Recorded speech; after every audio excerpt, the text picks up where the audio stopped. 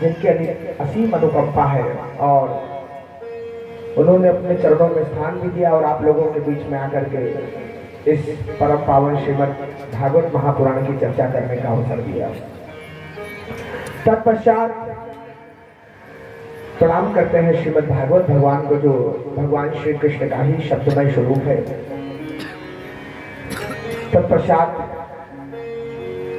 प्रणाम करते हैं नर्मदा मैया को, हनुमान जी महाराज को प्रणाम करते हैं, समस्त देवताओं एवं संतों को प्रणाम करते हैं। इस कथा के परीक्षित रूप विराजमान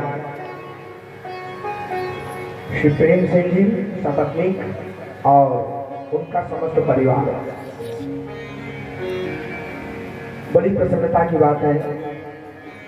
देखिए, हमारे इस क्षेत्र में श्रीमद् भागवत महापुराण जो पहली बार हुई वो गंभीरिया में हुई। गौतम जी के यहाँ ये सब लोग वहाँ से पधारे हैं, गंभीरिया से आए हैं।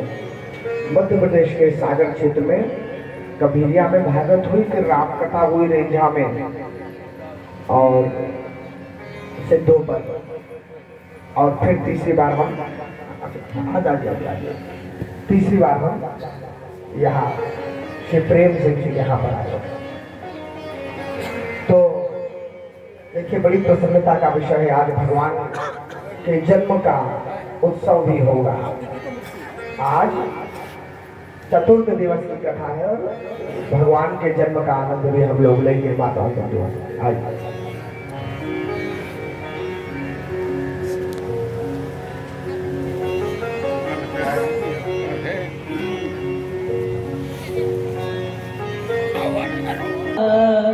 मुरली मनोहर नंदलाला गोपाला गोपाला, मुरली मनोहर नंदलाला गोपाला गोपाला,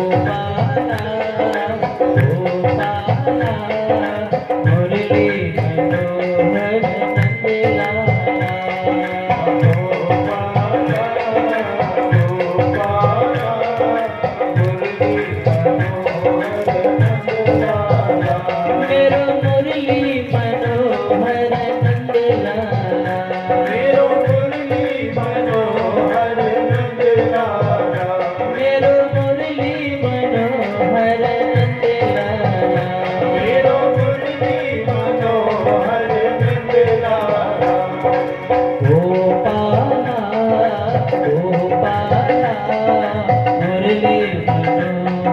नंदलाला।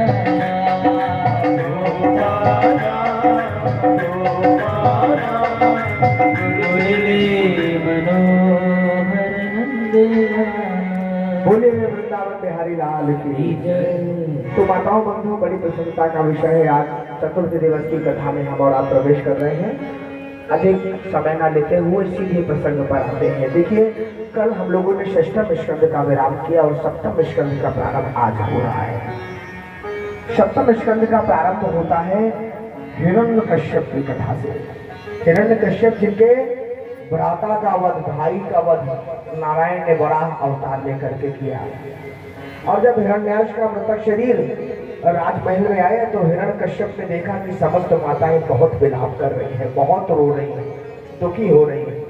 तो हिरण्यकश्यप ने सबको सांत्वना देते हुए कहा, देखिए, जीव जहां से आया है उसे एक दिन वहां जाना ही है। जैसे आप लोग भी गांव आदि में प्याऊ होता है ना, तो प्याऊ पे पानी पीने के लिए इकट्ठा हो जाते हैं और जब पानी पी लेते हैं तो वहां से चले जाते हैं। वैसे ही किसी न किसी प्रयोजन से हम और आप संसार में आते हैं और जब प्रयोजन समाप्त हो जाता है तो वापस चले जाते हैं।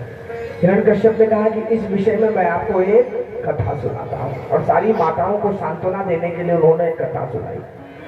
उन्होंने कहा, एक ऊशी नर नरेश हुए सोए के, और वो युद्ध में वीर गति को प्राप्त हो गए।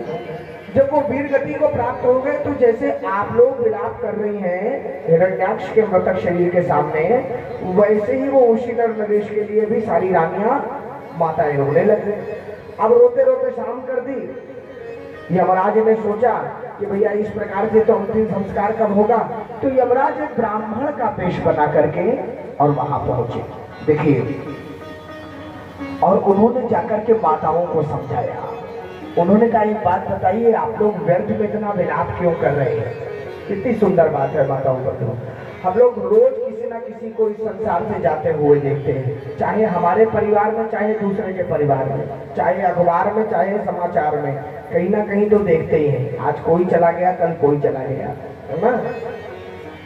दूसरा जाता है तो इतना दुख नहीं होता, अपना जाता है तो अत्यंत दुख होता है। और जब अपना जाता है तो ऐसा रोते हैं, इतना विलाप करते हैं कि न जाने कौन से आश्चर्य की बात हो गई।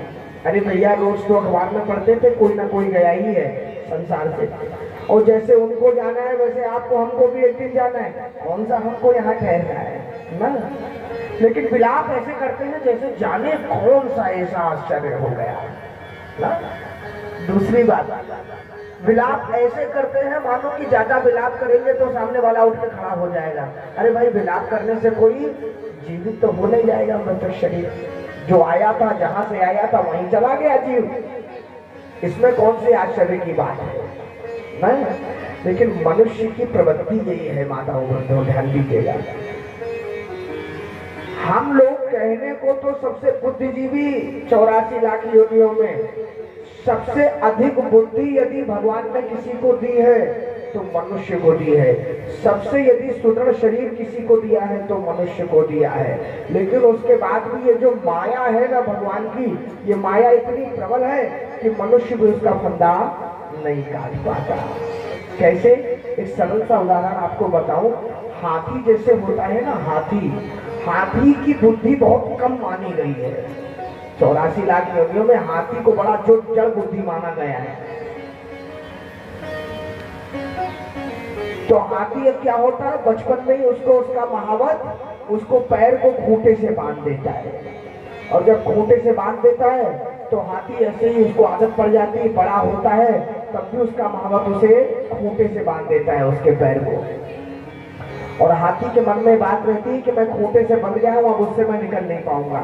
जबकि हाथी इतना शक्तिशाली होता है कि जरा सा झटका दे दे पैर से तो खूंटा वूटा सब तोड़ के वो निकल जाए। लेकिन उसके मन में ये बात बैठ जाती है कि मैं इसको तोड़ नहीं पाऊंगा ना। तोता होता है ना, तोता के लिए तो गोस्वामी तुलसीदास जी महाराज ने लिखा दोहावली में, सोई सोवन सोई सुआ सेवत सदा बसंत, तुलसी महिमा मोह की सुनत सराहत संत। वही तोता और वही सेमल का पेड़, सेमल माने रूई का पेड़, वही एक ही पेड़, यानी कोई दूसरे पेड़ पे चला जाए, और वही तोता जो गया, कोई दूसरा भी तोता नहीं। तोता जाता है जब सेमल के पेड़ में, सेमल माने रूई का फूल उगता है ना, पहले तो वो बहुत मोटा सा ऐसा दिखता है, कवर होता है। तो तोते को लगता है कि ये तो कोई बहुत बड़ा फल इसके अंदर से निकलने वाला है, भाई ये तो मेरा बहुत बड़ा काम कर देगा। तो ये सोच करके तोता उस रूई के फल को बहुत सेवा करता है, उसका ध्यान रखता है कि जैसे ही पक जाएगा तो मैं इसको खाऊंगा। लेकिन क्या होता है, बसंत के समय जैसे ही वो फूटता है और रूई अंदर से निकलती है तो तोता बोलता है कि तो धोखा हो गया मेरे साथ, इतना मैंने इसकी सेवा की है तो रूई निकली। तो होना तो ये चाहिए था माताओं बंधुओं कि अगली बार उस पेड़ पर जब रूई का वो फूल लगता तो तोता देख लेता, अरे भैया नहीं, अब इस बार नहीं, हम पिछली बार धोखा खा चुके हैं। लेकिन ऐसा नहीं होता, फिर वो उसकी सेवा उसी प्रकार करता है, उसका ध्यान देता है, और फिर वो फूटता है, फिर रूई निकलती है, फिर वो दुखी हो जाता है। ये हर बार चलता है। अब आप सोचिए। अच्छा, तीसरा उदाहरण समझिए। बंदर कभी घर नहीं बनाते ना, लेकिन ये बताइए वर्षा में कितना छटपटाते हैं बंदर। होना तो ये चाहिए कि एक वर्षा में छटपटाने के बाद अगली वर्षा से पहले उनको घर बनाने की व्यवस्था कर लेनी चाहिए कि भैया पिछली बार हमने बड़ा संकट सहा है। लेकिन क्या ऐसा वो करते हैं? नहीं करते। फिर अगली बार वर्षा होती है, फिर वो छटपटाते हैं, लेकिन सीख नहीं लेते ना।